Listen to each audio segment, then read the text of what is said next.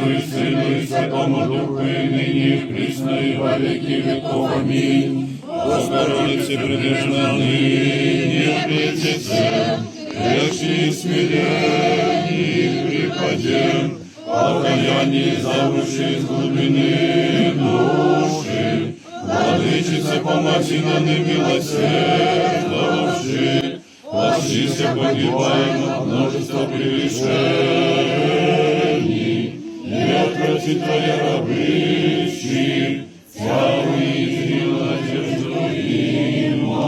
Аминь. Дай Бог, чтобы сей крестный ход для каждого из вас был духовной поддержкой. Конечно, очень нужный труд и востребованный. Это окрыляет.